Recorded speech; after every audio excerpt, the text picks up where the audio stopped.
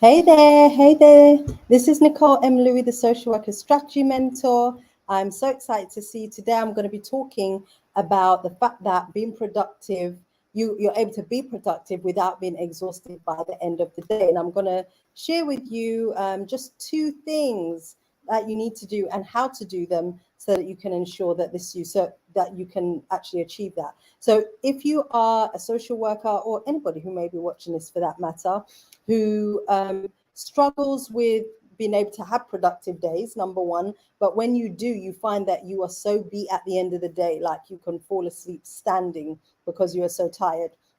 I'm going to be sharing some things with you that you're able to do. And, most people, when they are doing productivity or they feel that they are productive, they are usually rushing around for the day. They have usually a list as long as their arm and leg to complete for themselves.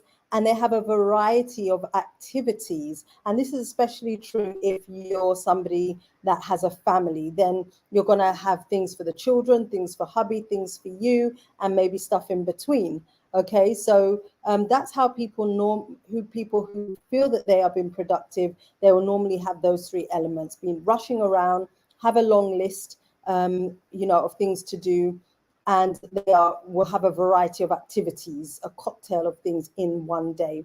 So the kind of people also, that's how it looks, like how productivity looks for them, and what the process is on the day.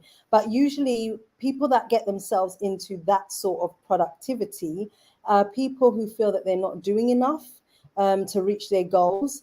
It's people who have overlapping and competing goals, and people that might feel that they need money and they want to do as much as possible in as little time as possible. And so they pile it on. And as long as they can get through even half of their list or a quarter of their list of big tasks, or little ones for that matter, whichever, but as long as they've got some ticks, a few ticks, they will feel satisfied, but they are exhausted and burnt out. And over time, accumulatively, you will burn out doing that. So real productivity really should not include you being exhausted by the end of the day. All right. And so I'm really going to share some information with you about how you can be productive without being exhausted, and how you're going to increase your success rate. So two things. First of all, before I go into that, if you're a social worker and you're watching this, you know what I'm going to say. Tag somebody who you know needs this information, share it so that other social workers can get this. This is going to be great for you if you are currently straddling the two lanes of working for somebody, usually a local authority, and trying to set up independently. You may already be a semi-independent and you're struggling to take the step into full independence, and so you're doing all of this and productivity is really down the toilet right now. And if you are kind of new to independence and haven't even been thinking about it, but you're still struggling with this because you have lots of competing tasks, first of all, I have the Get Organized system that really helps social workers who are still in local authority and that need support and structures and practical things that they can do to better manage their caseload. And this live stream will go hand in hand with the information. So if you're interested in getting your hands on a copy of that ebook that I have, it's a checklist. It also has scripts in there. It has guided information and has templates that are printable that you can use and print off for yourself. And that kind of includes my mini audit.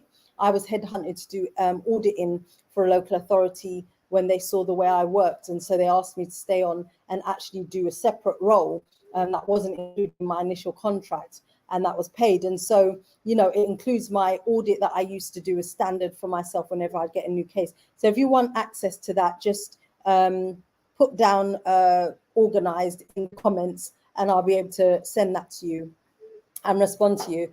And if you're wanting help to, do the journey to independence, either in the comments or DM me the word launcher, and we can jump on a call and talk about what you're trying to achieve and how you can get there. I hope my Wi-Fi is a bit iffy, so I hope that you're hearing me okay. So if you see my eyes darting down, it's because I'm looking at my connection.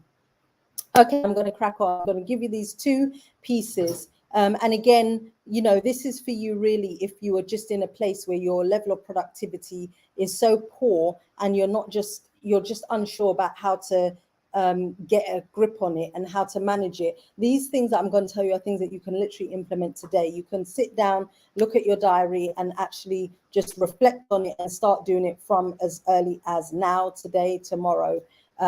So let's get into it. The first thing is structuring your productivity for momentum. That's going to be really important. And part of this is about developing a habit with it, but you really want to be structuring, having a structure so that you're going to get a momentum, but it's also going to really assist you in a variety of ways. So the way in which you can do that and the structure you can use is by segmenting your activity into themes. So remember when I said earlier that people with a family, or if you're maybe semi-independent and you've got your business stuff you're doing and you're still working for a local authority, you're going to have just a cocktail of things that you're working on at any given day and any given time of the day. Instead of doing that, have themes where you tackle them in blocks in times of the day and also days of the week. So for example, as an independent social worker, Sunday and Monday are my content creation days, okay? And Sunday is also where I reserve to see you lovely social workers, because Monday to Friday is just too hectic for you, so I would not dare touch it. So I give you my Sundays. And so Sunday and Monday are content creation days, and Thursday is also a content creation day for me, but for my ministry. And so you can see that that's a very clear block. So all I'm doing is working on content creation, and I have a list of what that is. All right. And so you could do something similar. So tackle them in themes and blocks rather than doing the scattergun approach. Right now, for some of you, that you may feel that that's difficult because again, you have got a family, so your children have got this activity, that activity. Make sure where you can, you streamline in the activities and try to put it on 2 days at the most rather than 3. Some of it may be that you wait until the next term when one activity is dropped off to allow you to put the other one on. Now, you may think to yourself, oh, but that's delaying my child's progress or their interest in something. But the reality is you want to be spending time with your child. You want to be emotionally and practically available and not burning yourself out. So you need to do things where you are balancing and having boundaries. And so that's just something to think about. Now, some of these things that I'm telling you as far as segmenting, there might be some levels of it being unrealistic for you because you may have just a lot of commitments that might include being a carer for somebody and you're working full time and you've got a husband. And so we're wearing many hats. But again, as far as possible, really review what you're doing and try to segment things into themes according to time and day. And then the other element to that is being realistic with the timing. So where you have time slots for your day, make sure for your work hours and whatever the hours outside of work, that you are being realistic with your time as far as how long it's going to take to do an activity. So if you're going to do an activity that you guesstimate is going to take you about 45 minutes, slot out an entire hour for it. If you think that you might need to do some research around it, or you think that you may get an interruption because you know somebody said they're going to pop round, for example, give yourself an hour and a half instead, or an hour and 15 minutes. So you've got that half an hour additional buffer. You want to be really realistic. And what you'll find when you do that is that that long list that you've created for yourself is probably not realistic for the day, because you're going to realize that your time slots are going to diminish very quickly. And so you're going to have to go on to another day where you actually start putting your time activities in. Okay, so those two things partnered together is going to be massive and huge for you. And I'm surprised at the amount of people that don't know this and don't do this. And it really testifies to why productivity oftentimes is just going down the pan, and why people are just feeling very exhausted by the end of the day or even halfway through the day. Okay, so that's the first thing. So again, if this is something that you want support with, assistance with, as to how to really implement it, I actually have a goal planner and journal. I have a social workers edition and an independence. So if you're semi-independent, the independence edition will work for you. And it has all these things in there for you to be able to do just that. So you can DM me the word or put in the comments planner if you want access to be able to get that for yourself. It's the quarterly planner. And that's what I use for myself. It's why I created it for me, and I make it available to you guys.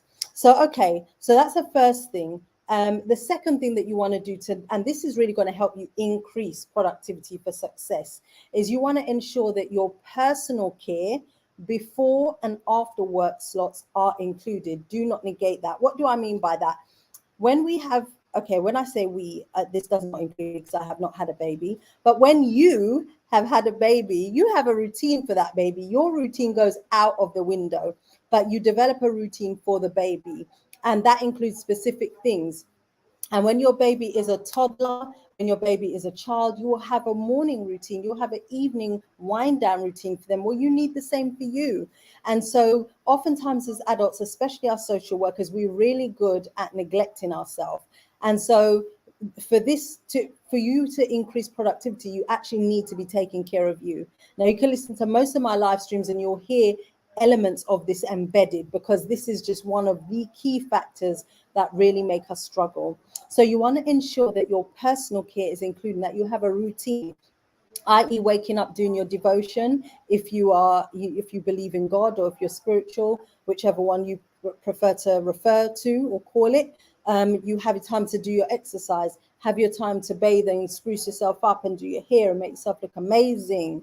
And then you will have your time for breakfast. You may go for a short walk, whatever it might be, and then get yourself ready and carted off for work. You may have some reading time that you do. If you're studying, you may do some studying.